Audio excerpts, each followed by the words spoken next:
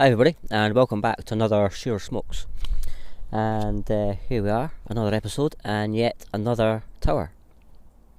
And you find me on the outskirts of Sauchie, another little village stroke town that make up the county of Clackmannanshire, where I stay. Sauchie being about 3 or 4 miles from where I actually live, and about 5 or 7 miles from the tower that I last visited up there in Clackmannan. Now, what links these two towers is that these lands were actually owned by the family of Robert the Bruce. And it gives you an indication of the power and wealth and influence that the Bruce family had when you look at their estates up and down the length and breadth of Scotland.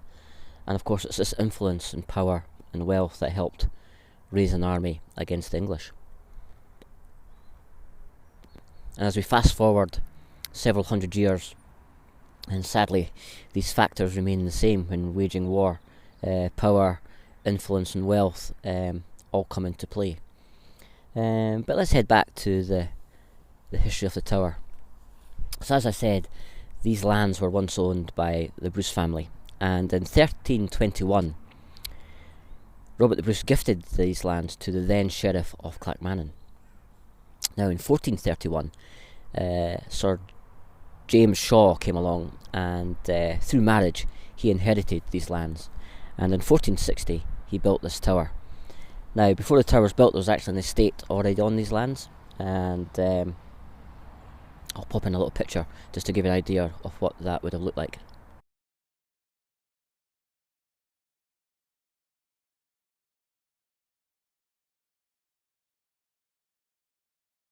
So construction on the tower started in 1460, and just to give you some dimensions, it's 79 feet tall, it's 38 by 34 feet.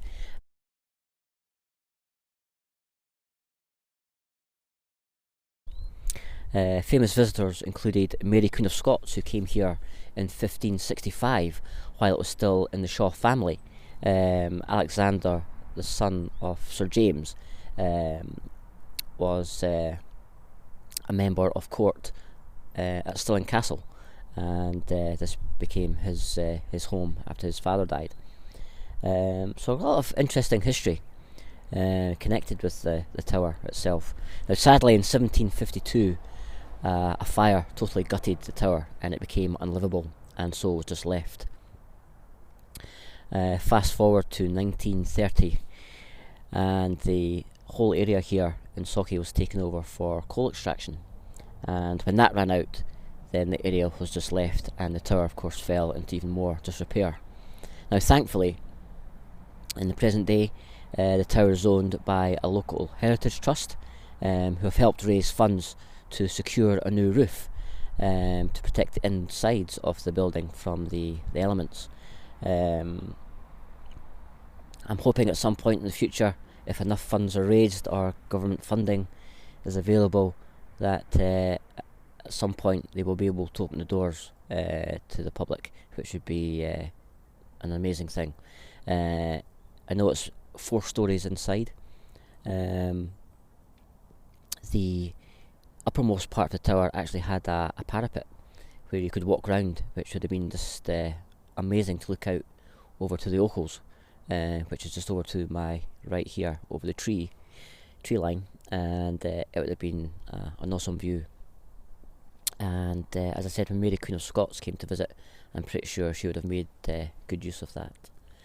So yeah, so it's in safe hands, and as I say, hopefully in the future they may be able to do some reconstruction inside, and let us have a peek into a little bit of local history.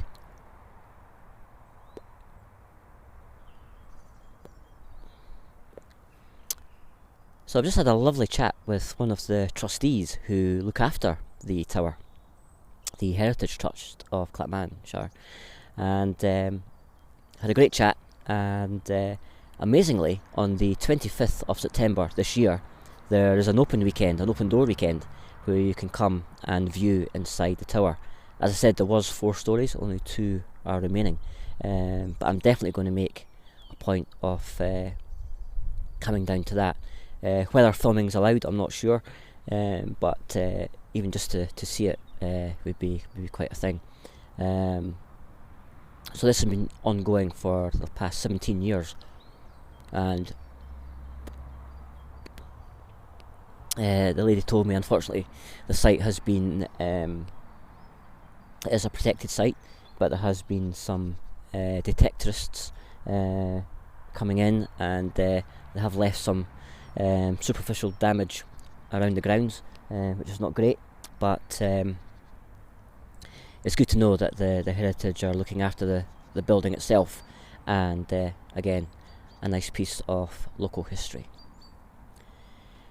Now onto the pipe that I brought out with me today for my travels, and it is my Chacombe, and I just love the shading on the pipe and the bowl itself. And in the bowl I've gone for the Peter Stockaby Burley, which was given to me by my good friend Steve, Smoking Cardboard. Now, the Burley, as I did a bit of research, primarily used as a blending tobacco, although it obviously can be smoked on its own, which is what I'm doing today. And that nuttiness is really coming through. There's also a slight hint of sweetness. I believe there's a bit of what's known as a Cavendish process, so whether that has something to do with that, I'm not 100% sure. But yeah, as a smoke on its own, very pleasurable, and it just seems to work on what is now becoming a bit of a chilly afternoon. At the point of filming, we're on the very last day of January, and as the sun disappears behind the clouds, the temperature suddenly drops. But this is a very nice smoke to have while out in the woods.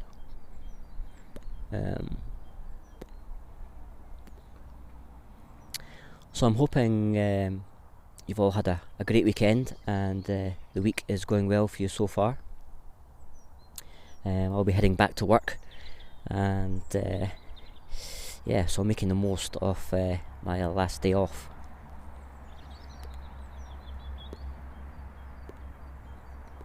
So I was quite fortunate to meet the lady from the Heritage Trust and get a bit more information on what the Trust does in actually protecting these buildings, and it's really great to see they do some great work.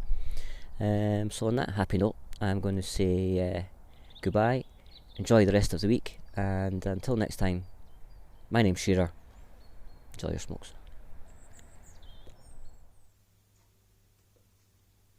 Hi everybody, as you can see, I'm now home safe and sound at the Shearer Cigar Lounge, and I'm just sharing a little bit of bonus feature with you, because on wrapping up filming at the tower, I stayed on and had a chat with the lady I met from the Board of Trustees who look after the tower, and she very kindly invited me to stay on, as a journalist was coming from Radio Scotland who was doing a piece on the Tower Trail. The journalist in question was doing it by bike, which is quite a feat in itself. And amazingly, we were allowed into the tower, and I'd like to share with you some of the pictures I was able to take while we were having a guided tour. And so a big huge thank you to Susan Mills. As I said, she's on the Board of Trustees.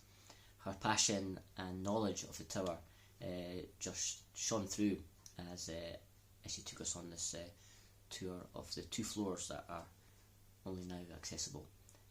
But you'll get a good idea of what the living conditions would have been like in the tower, and it must have been very grand in nature, and it was just a great sense of stepping back in time. So enjoy with me as I share these pictures, and until the next episode, as always, my name's Shearer.